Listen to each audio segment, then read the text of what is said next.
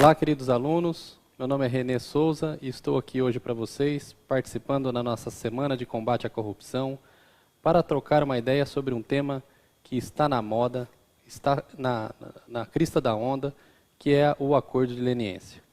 Espero levar aos senhores informações cruciais sobre este instituto que promete revolucionar o combate à corrupção no Brasil. Nós estamos também falando porque estamos inseridos na pós-graduação do CERS relacionada ao combate à corrupção, e essa semana é uma iniciativa brilhante do Instituto, porque busca mostrar e levar ao conhecimento de todos como que os institutos jurídicos podem ajudar no combate a essa chaga que domina o nosso país, infelizmente. Vamos então adentrando aos temas da nossa palestra. Nós vamos começar dizendo para os senhores que o acordo de leniência que nós vamos tratar é aquele previsto na Lei Anticorrupção, a Lei 12.846. A Lei 12.846 de 2013 é uma lei bastante importante, é uma lei que desafia um estudo bastante pormenorizado, porque ela traz inovações significativas no combate à corrupção no Brasil. Dentre outras inovações, como o Programa de Compliance, Programa de Integridade ou Programa de Compliance, a lei estabeleceu e instituiu o Acordo de Leniência, o que será objeto de nossa fala agora. O Acordo de Leniência está previsto na Lei Anticorrupção no artigo 16. Trata-se de uma disposição que cria um instituto, que prevê e que modula a maneira como o instituto deve ser aplicado no país, e que tem uma certa semelhança com o Instituto do Acordo de Persecução Diferida, previsto, por exemplo, na legislação inglesa.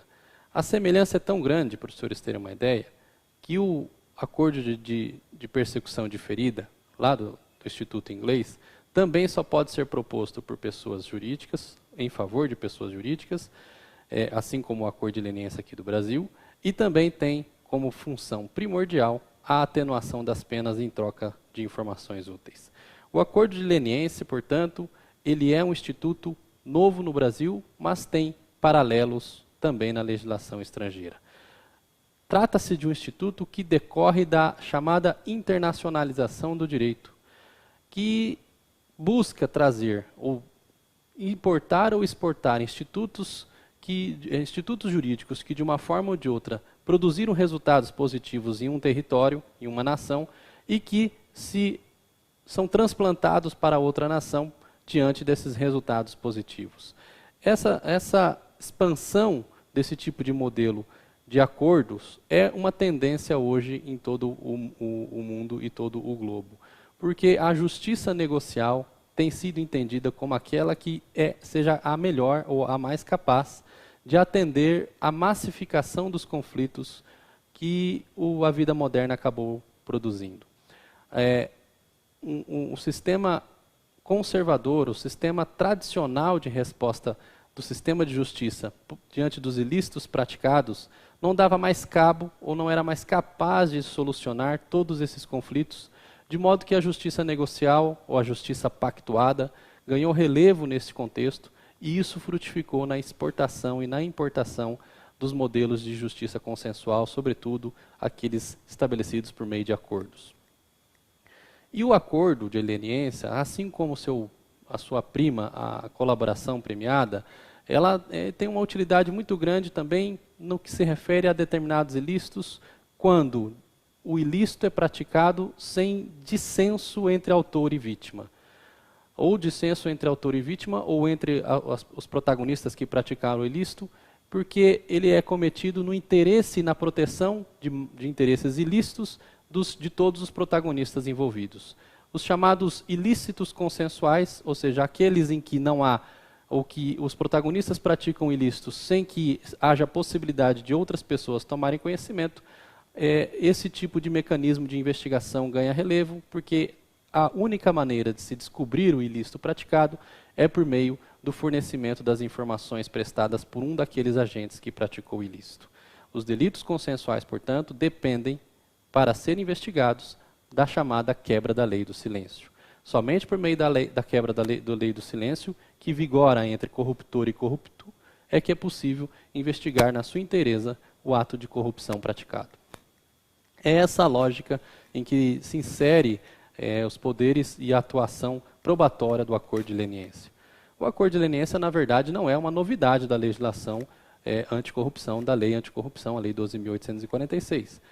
O Acordo de Leniência já tinha sido previsto na legislação brasileira, na legislação antitrust, a Lei de Defesa da Concorrência.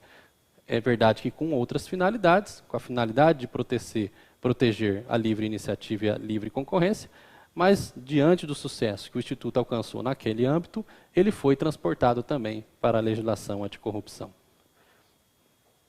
Então, nós até agora falamos um pouco do Acordo de Leniência e nós não o definimos, então eu vou trazer para os senhores o que está previsto no nosso slide aqui, para os senhores acompanhar o conceito de Acordo de Leniência, que é o conceito que a gente traz no nosso livro de Lei Anticorrupção Empresarial, o livro que eu escrevi juntamente com o professor Rogério Sanches, e a definição que nós pensamos naquela ocasião é a seguinte: Acordo de Leniência é a possibilidade da pessoa jurídica diretamente envolvida em um ato lesivo à administração pública de temperar os rigores das penalidades legais, desde que de forma eficaz auxilie na identificação de eventuais outros envolvidos na infração e na obtenção célere de informações e documentos que comprovem o ilícito sob apuração.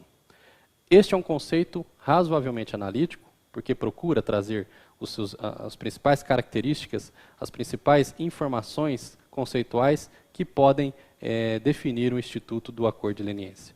A primeira informação que é importante a gente destacar no Acordo de Leniência é que ele é um ato administrativo bilateral, ou para alguns, um ato negocial, um ato administrativo negocial.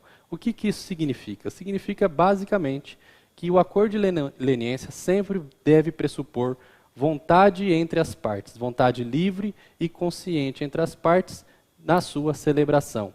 Essa voluntariedade, essa espontaneidade para a celebração do negócio jurídico, do Acordo de Leniência, é crucial e vai desenvolver e vai ter muitas repercussões em questões relacionadas aos seus desdobramentos jurídicos.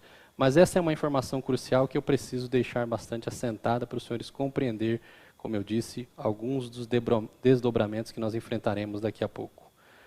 O Acordo de Leniência, ele tem, na verdade, um viés dúplice. Isso também é muito importante que seja registrado. O viés dúplice do Acordo de Leniência reside no fato de que o Instituto é, ao mesmo tempo, um instrumento de investigação, um instrumento dado, uma técnica de investigação dada à administração pública e, simultaneamente, um instrumento de defesa. Ao mesmo tempo em que o Acordo de Leniência é uma ferramenta dada para a administração pública para apurar os ilícitos consensuais, como eu disse há pouco, aqueles que necessitam serem informados para a administração por alguém que participou de dentro do esquema, de dentro da situação em que o ilícito foi praticado. Ele é também um instrumento capaz de recrudescer e de aumentar a ampla defesa, na medida em que a empresa ou a pessoa jurídica que resolve celebrar um acordo de leniência o faz analisando justamente as vantagens e as atenuações de penas que o Instituto é capaz de lhe ser estendido. E isso beneficia a defesa da própria empresa. Uma outra característica do acordo de leniência é que ele é uma espécie de um gênero maior do direito chamado direito premial. No direito premial, o Estado, ao invés de sancionar o comportamento ilícito, ele opta em premiar, em instigar, em, de alguma maneira, remunerar as pessoas ou cidadão para que ele realize determinados comportamentos desejados pelo Estado. Trata-se de uma lógica diferente do direito sancionador, na medida em que o Estado admite que o comportamento que ele não está, ou que ele está premiando também não seja realizado. Delatar ou não delatar alguém é algo lícito. Não é ilícito permanecer em silêncio ou não indicar os coautores e os partícipes da infração cometida. Mas o Estado, justamente diante da necessidade de investigar adequadamente esses ilícitos consensuais, instiga, estimula esse cidadão que participou deste esquema e o premia, dando a ele favores legais para que ele preste as informações necessárias e devidas ao Estado. Por isso que o acordo de leniência também é uma das manifestações do chamado direito premial. O acordo de leniência, da maneira como está tratado na legislação brasileira, na lei anticorrupção, ele possui basicamente duas condições que já estão descritas no artigo 16 da lei anticorrupção. Os senhores podem acompanhar comigo no slide. A primeira condição é a identificação dos demais envolvidos na infração quando couber e 2. A obtenção célere de informações e documentos que comprovem o ilícito sob apuração.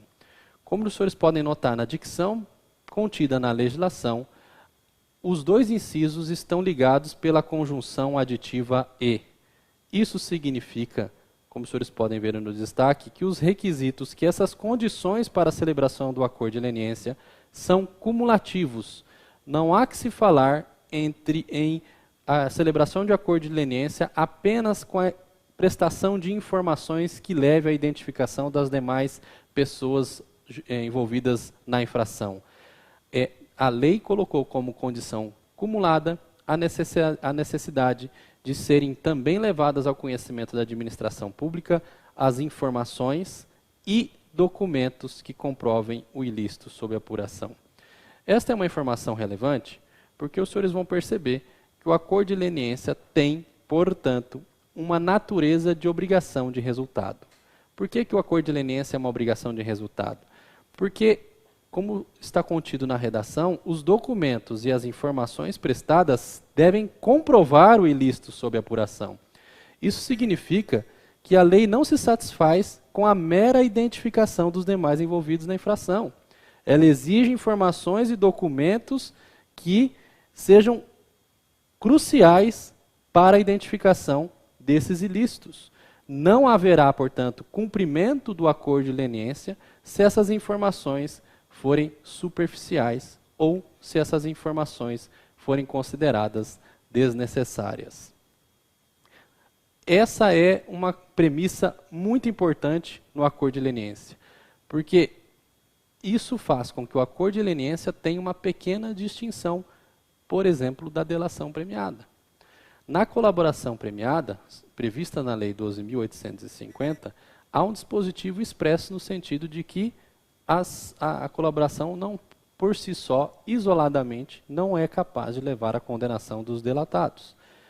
Aqui, diante dessa dicção da legislação do acordo de leniência da Lei Anticorrupção, considerando que as informações prestadas pela empresa delatada não são exclusivamente testemunhais, mas também documentais, e considerando ainda que a lei não fez esse mesmo tipo de ressalva feita na legislação criminal, essa situação ou essa possibilidade é crível aqui na Lei Anticorrupção. Isto é, por meio de um acordo de leniência, em que uma pessoa jurídica leva ao conhecimento da administração pública a identificação dos demais envolvidos na infração, e 2, informações e documentos que comprovem o ilícito sob apuração, isso nos parece ser suficiente, ainda que isoladamente e desconsiderando outras provas colhidas pela administração pública, isso parece ser suficiente para a condenação das empresas delatadas.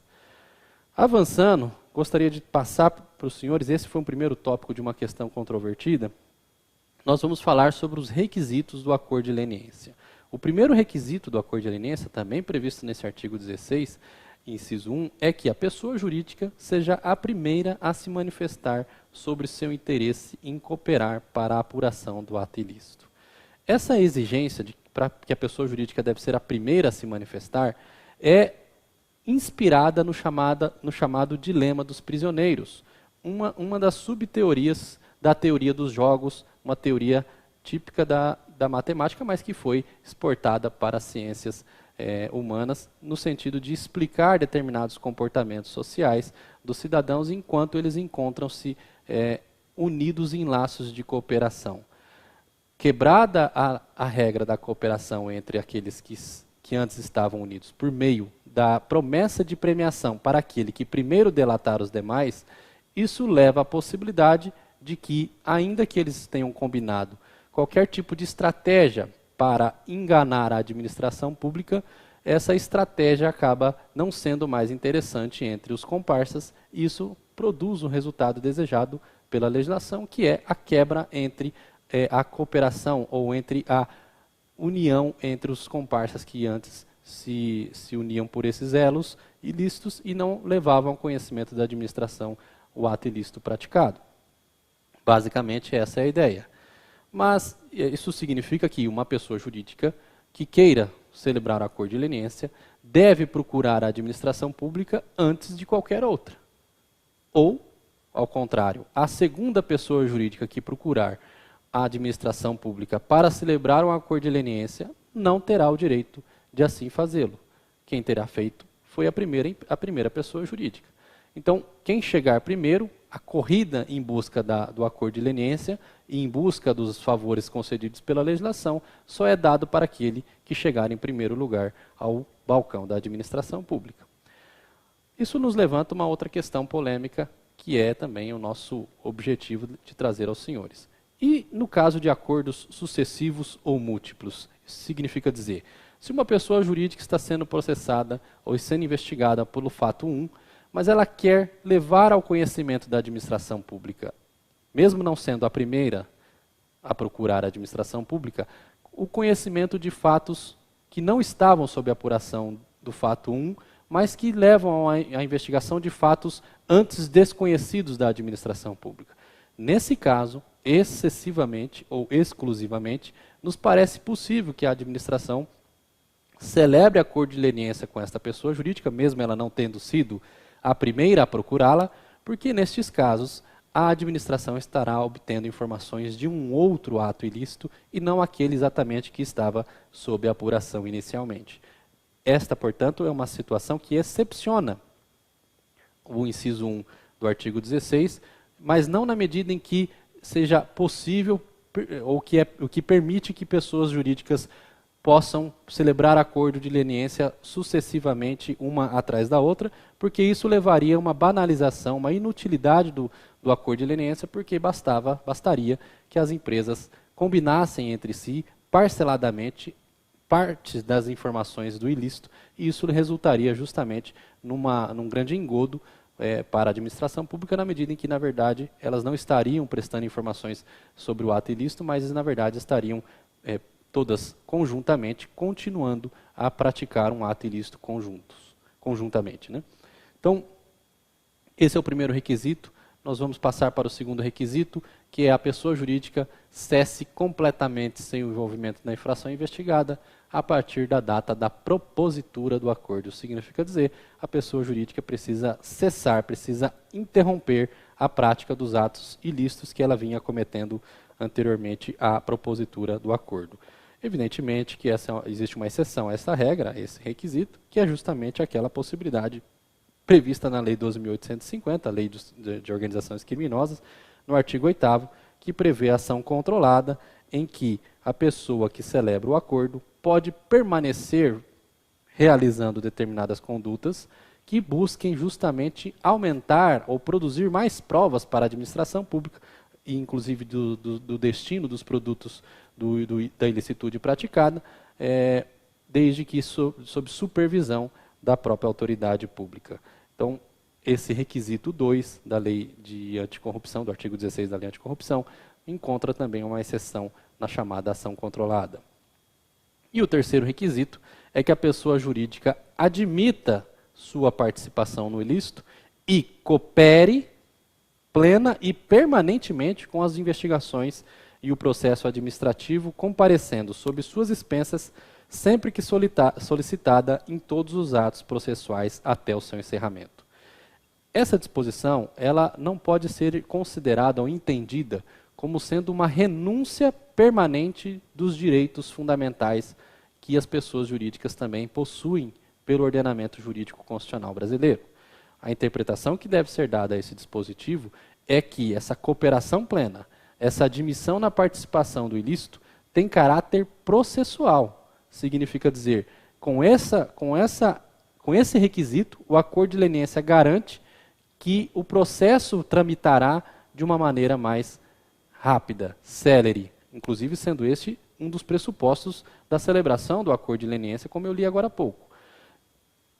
Admitir a participação no ato ilícito significa dizer que a pessoa jurídica está confessando o seu envolvimento na prática do ilícito. A confissão, prevista no artigo 389 do Código de Processo Civil, lembrem-se, é a admissão de uma posição desfavorável ao autor. Significa dizer que, a partir da confissão prevista no Código de Processo Civil, o autor passa a experimentar uma série de consequências processuais e limitações, inclusive processuais, porque o fato torna-se relativamente incontroverso.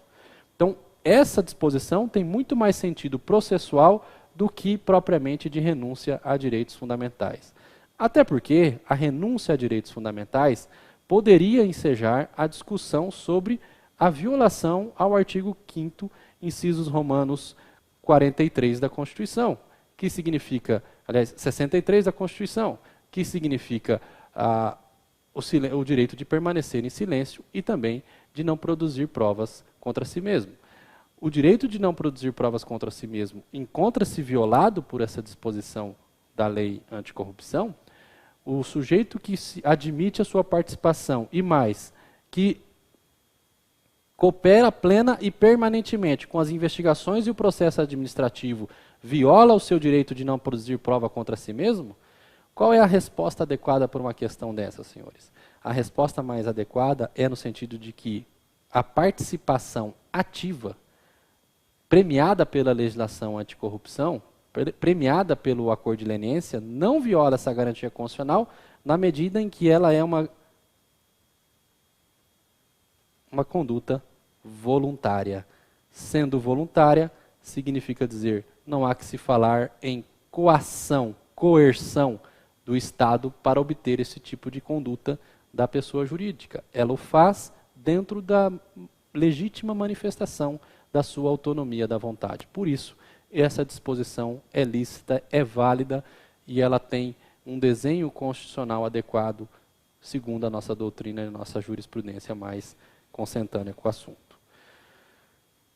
Estabelecidas essas primeiras regras do acordo de leniência, vamos avançar e vamos fazer um breve estudo sobre a legitimidade para celebrar o acordo de leniência.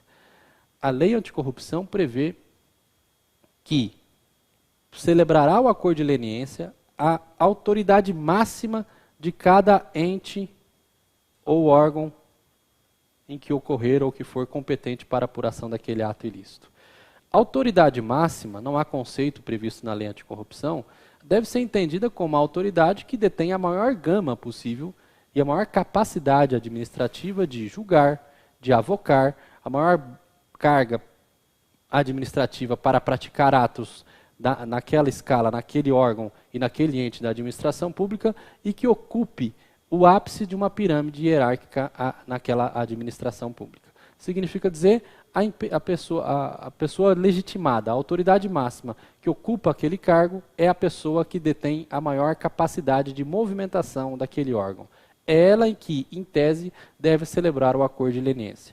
Fazendo um exemplo fácil, dentro do Ministério Público, de um Ministério Público Estadual, a autoridade máxima capaz de celebrar um acordo de leniência seria um Procurador-Geral de Justiça. Num Tribunal de Justiça, seria um presidente do tribunal.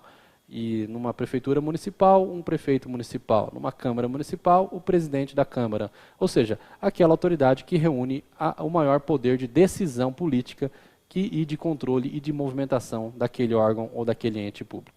Esse é basicamente o entendimento que se tem dado a esse conceito autoridade máxima. A própria lei, todavia, tem uma previsão no sentido de que é possível que essa autoridade máxima delegue para algum outro órgão da própria administração essa capacidade de celebrar os acordos de leniência. No âmbito federal, a Lei 12.846, que é, ao mesmo tempo, lei nacional e lei federal, significa dizer, lei que vincula todos os entes da federação e lei que também regulamenta o seu funcionamento, o funcionamento daquelas normas trazidas na Lei 12.846 para o âmbito federal, ela prevê que também funciona como uma autoridade capaz, legitimada para celebrar o acordo de leniência, a Controladoria Geral da União. No âmbito federal, a Controladoria Geral da União tem capacidade para celebrar o acordo de leniência em todo o território nacional. Isso faz com que a Controladoria Geral da União seja hoje o principal protagonista, protagonista responsável pela celebração e pelo sucesso do acordo de leniência no Brasil. E o Ministério Público? O Ministério Público não foi mencionado no artigo 16 da Lei Anticorrupção como sendo uma das entidades ou instituições capazes de celebrar o acordo de leniência. Essa foi uma omissão que muitos setores da doutrina lamentaram, principalmente aqueles relacionados à própria produção ou à própria necessidade de defesa das pessoas jurídicas envolvidas em atos de corrupção previstos na Lei Anticorrupção, porque a instituição do Ministério Público, primeiro, é legitimada pela Constituição para a defesa de determinados interesses, como os interesses difusos e coletivos, e a Lei Anticorrupção tem como finalidade também a proteção do patrimônio público e do patrimônio relacionado a todos os atos envolvendo a administração pública. Isso significa que a legitimidade do Ministério Público, ainda que não prevista na legislação infraconstitucional, pode ser obtida de uma leitura constitucional. Além disso, a própria Lei Anticorrupção, lá no artigo 19, prevê a legitimidade do Ministério Público para propor as ações, as medidas judiciais que levem à aplicação das sanções judiciais da Lei Anticorrupção e mais, prevê a própria lei que, se não houver atuação da esfera administrativa, há uma espécie de atividade suplementar, na medida em que o legitimado ativo para a propositura da ação judicial pode também propor a ação para a aplicação das sanções administrativas. Ora, se a lei prevê a legitimidade do Ministério Público para propor as ações cíveis para responsabilizar as pessoas jurídicas, tanto com as sanções civis ou judiciais, segundo a nomenclatura da Lei Anticorrupção, e também as sanções administrativas, é porque a própria lei reconhece que o Ministério Público tem legitimidade para tutelar esses interesses. Então, segundo essa linha de raciocínio, é perfeitamente possível construir a legitimidade do Ministério Público para a celebração do acordo de leniência. Eu disse há pouco que alguns setores, também relacionados às próprias pessoas jurídicas, reclamaram da ausência de previsão quanto à legitimidade do Ministério Público para a celebração do acordo de leniência, porque o Ministério Público é a instituição capaz de fazer um acordo de leniência envolvendo também, simultaneamente, ainda que mediante outro instrumento, a realização do chamado acordo de colaboração premiada. Isso faria ou produziria um resultado para a empresa muito melhor, na medida em que ela garantiria a empresa, a pessoa jurídica e as pessoas físicas que prestaram essas colaborações, que as informações resolvessem os ilícitos tanto na esfera da lei anticorrupção quanto na esfera criminal, sem que essas pessoas pudessem ser surpreendidas negativamente pela atuação parcial ou pela única atuação da colaboração premiada ou do acordo de leniência. Conjuntamente, portanto, essa operação, esse acordo de leniência com o acordo de colaboração premiada seria muito mais interessante para as pessoas que estão delatando e traria a elas, certamente, um ambiente de maior segurança jurídica. Por isso que esse setor e essa linha de raciocínio defende que o Ministério Público há de realmente possuir essa legitimidade para a celebração do acordo de leniência. E o papel do Tribunal de Contas nessa questão toda? O Tribunal de Contas, como os senhores sabem, segundo a nossa Constituição, tem a legitimidade para aferir a legitimidade, a legalidade e a economicidade dos atos praticados por todos os entes que lidam com recursos públicos no país. E o acordo de leniência, dentre outras providências, também prevê a maneira como será feita a reparação dos danos causados pelo ato ilícito para a administração pública. Quando se fala em reparação de danos, portanto, a lei isso também leva à possibilidade e à legitimidade do Tribunal de Contas atuar para fiscalizar esses atos, os acordos de leniência. O Tribunal de Contas da União editou recentemente a Instrução Normativa número 74. Trata-se de um instrumento normativo que regulamenta como que o Tribunal de Contas deverá realizar essa fiscalização, e esse é um tema bastante interessante para que os senhores deem uma estudada nos seus afazeres, porque este é um assunto também que vale a pena deitar mais estudos sobre isso. O Tribunal de Contas nos parece estar correto de atuar também no acordo de leniência, na medida em que é preciso realmente que esses atos sejam supervisionados, ainda que a posteriori, ainda que de forma complementar, para verificar as questões relacionadas à legalidade, à legitimidade e, sobretudo, economicidade da prática desses atos. Bom, quais são os efeitos pretendidos pelo acordo de leniência? Uma vez celebrado um acordo de leniência, a legislação estende ao ilícito, ou dá ao ilícito, um tratamento capaz de beneficiar a empresa que o realiza. Quais são, então, os benefícios trazidos pelo acordo de leniência? O primeiro deles, reduz a multa administrativa em até 2/3. Se os senhores lembrarem, a Lei Anticorrupção, a Lei 12.846, tem como sanção administrativa a previsão de multa, e essa multa é rigorosa. Ela é uma multa que varia de 0,1% a 20% do faturamento bruto da empresa, ou, na impossibilidade de ser feito esse tipo de cálculo, de 6 mil a 60 milhões de reais. Portanto, é uma multa bastante significativa, e ela é uma multa que é capaz, sem dúvida nenhuma, de causar sérias dificuldades financeiras para o funcionamento de uma pessoa jurídica. Essa previsão do acordo de leniência de redução da multa administrativa em 2/3, portanto, é uma previsão bastante significativa. Um segundo benefício do acordo de leniência é isentar a pessoa jurídica da penalidade de publicação de sentença ou de decisão, porque nós não podemos esquecer que a decisão também pode ser fora de uma sentença, por meio de uma mera decisão administrativa. Publicação da decisão condenatória nos meios de comunicação. Essa é uma sanção que procura, portanto, externar ao público a prática de um ato de corrupção praticado pela pessoa jurídica e produzir para a comunidade os efeitos no sentido de levar ao seu conhecimento que aquela pessoa jurídica se envolveu em um ato de corrupção. Essa situação, sem dúvida nenhuma, é capaz de atingir a imagem da empresa e a sua reputação empresarial, e isso produzir, inclusive, danos financeiros significativos. A celebração do acordo de leniência, portanto, pode levar à isenção dessa publicação dessa decisão, e isso é também um efeito que, indiretamente, produz um resultado financeiro muito positivo para a empresa.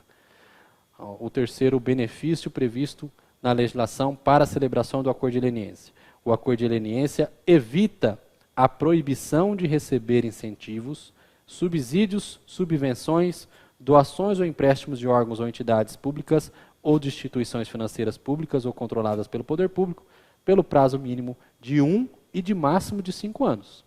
O que significa isso? O acordo de leniência é capaz de isentar que seja aplicada essa sanção.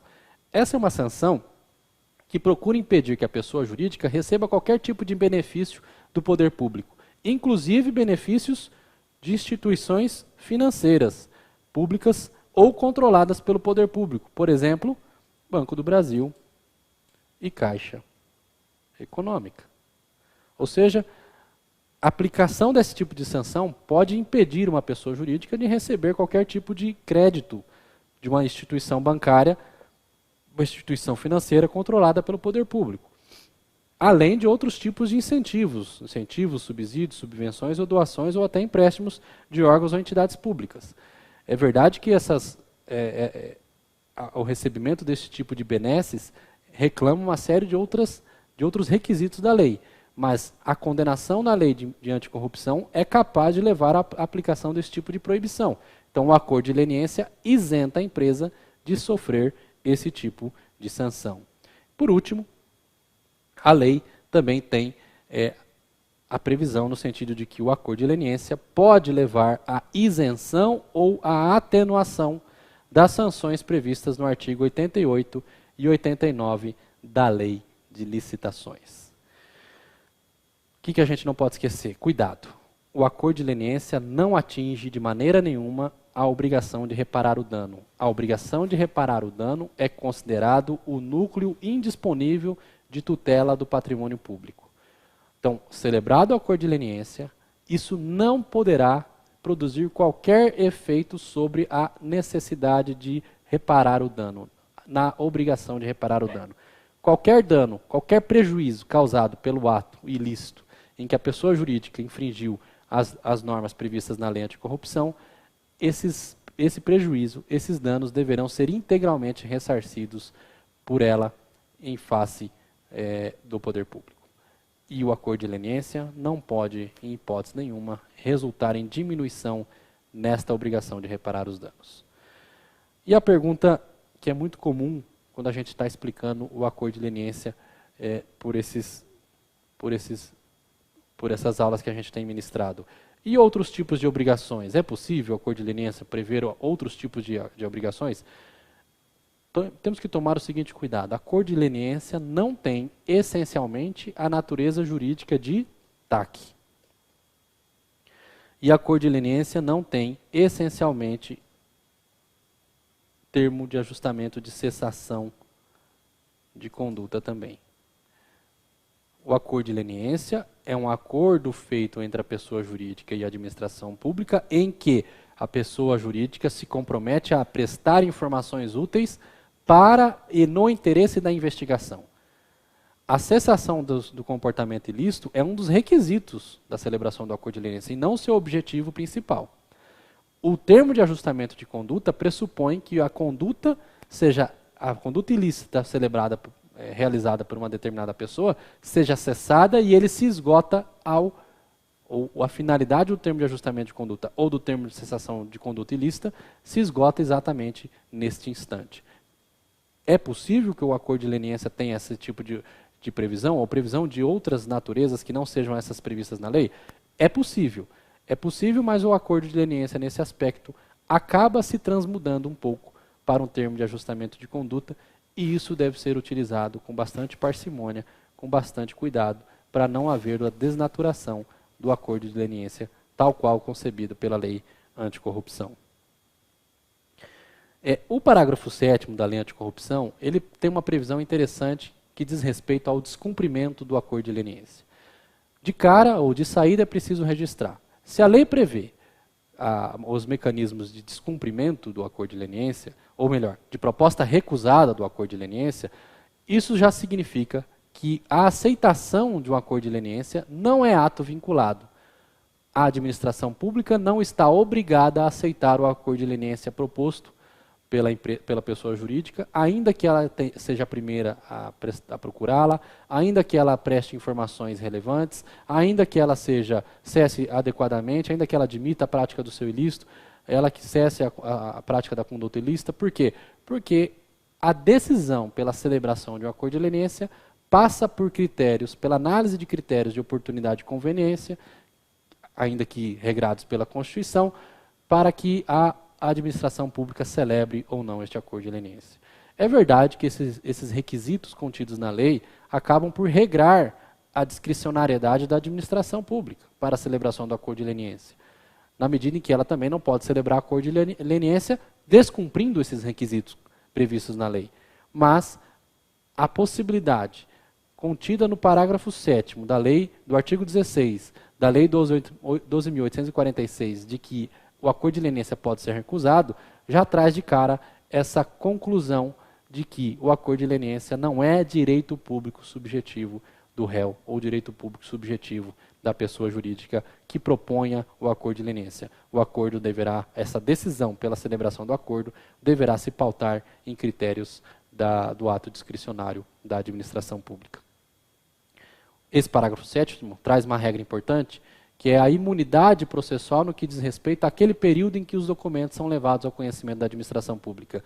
Aquele período de tratativas para a realização do acordo de leniência significa que levam a uma impossibilidade da administração pública de utilizar-se dos documentos levados pela pessoa jurídica durante as tratativas para a celebração do acordo, porque isso levaria ou acabaria produzindo um efeito contrário ao interesse para a realização desses acordos. Então, a legislação cria um período de imunidade, a pessoa jurídica pode levar ao conhecimento da administração pública tranquilamente esses documentos, sem que isso repercuta negativamente na sua esfera de direitos. Qual a única consequência do descumprimento da realização de um acordo de leniência? Aqui a gente avança para uma questão bastante polêmica. É a impossibilidade de celebrar um novo acordo de leniência durante o prazo de 3 anos. A pessoa jurídica que descumpre um acordo de leniência fica impedida de realizar um novo acordo de leniência durante 3 anos. A pergunta que acho que é interessante nesse aspecto é: qual é a extensão dessa proibição?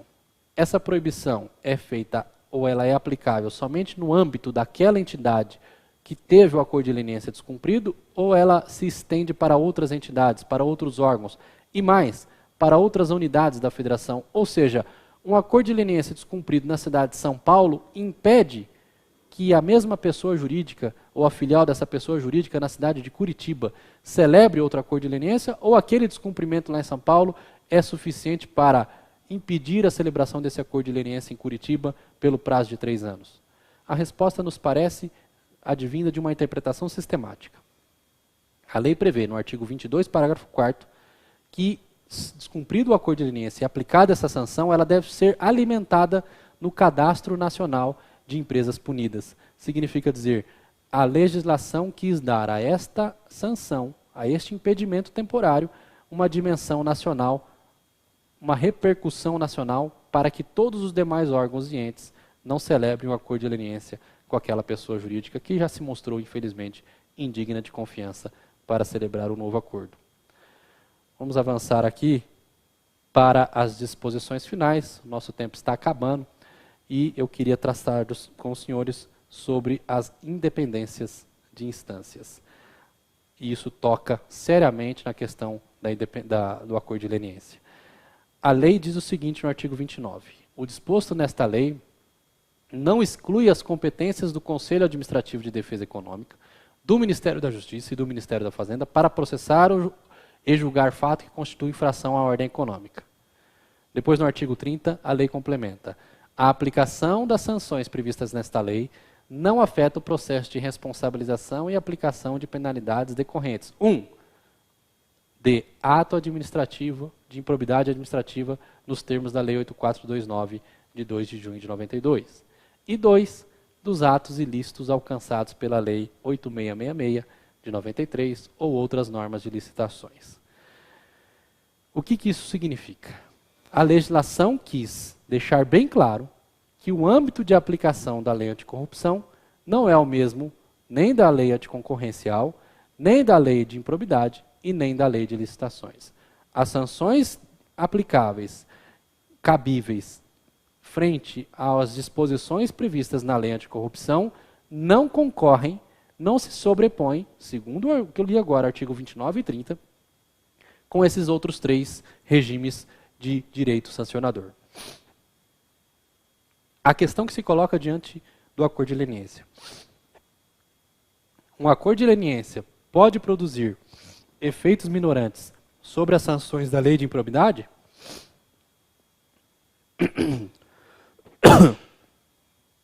Há um relativo conflito de normas neste caso? Me parece que a resposta para essa questão hoje conta com 3 posições jurídicas razoavelmente dispersas. Qual a primeira? Primeira corrente: não. Não. Os efeitos de minoração, de atenuação das penas previstas na lei anticorrupção aplicadas decorrentes de um acordo de leniência não devem ser estendidos pela lei de improbidade. Por quê? Literalidade do artigo 30, inciso 1. Por quê? Porque lei de improbidade tem outro âmbito de aplicação que não é o mesmo da lei anticorrupção. Ainda que a lei de improbidade tenha lá no artigo 3º um dispositivo que estende a responsabilidade e o sancionamento daqueles atos de improbidade para as pessoas jurídicas que porventura concorrem ou se beneficiam do ato previsto naquela lei, nesse caso, segundo essa interpretação, o acordo de leniência não poderia ser estendido para beneficiar aquela pessoa jurídica que também responde ou poderá vir a responder por um ato de improbidade. Segunda corrente. Sim, o acordo de leniência previsto na lei anticorrupção pode produzir efeitos favoráveis para a lei de improbidade, na medida em que ambos esses diplomas legais têm âmbito de aplicação sobrepostos. Significa dizer, a lei de improbidade e a lei anticorrupção têm em algum momento um momento de intersecção. E essa intersecção permite que nesse instante o acordo de leniência seja comum às duas leis. Então aqui seria a LIA, lei de improbidade, e aqui a lei de anticorrupção empresarial. Naquilo que elas têm sobreposição, o acordo de leniência poderia produzir resultados tanto numa esfera quanto na outra. Terceira corrente, corrente na qual nos filiamos eu e o professor Rogério Sanches na nossa obra. Em regra, não é possível essa comunicação. Essa comunicação só pode realmente ocorrer, ela depende de quê? Da melhor proteção conferida ao direito fundamental à probidade administrativa. O interesse tutelado pela lei de anticorrupção e pela lei de improbidade é o chamado direito fundamental à probidade administrativa, que decorre do artigo 37, parágrafo 4º da Constituição Federal. Tendo esta norma como fio condutor das ações da administração pública que tutelam a administração pública e que tutelam a probidade administrativa, é perfeitamente possível extrair que o acordo de leniência deve ser celebrado, pode ser celebrado, quando ele realiza na melhor maneira possível, numa racionalidade gerencial, a defesa dessa probidade administrativa. Significa dizer, nos melhores resultados possíveis, na proteção desse direito fundamental.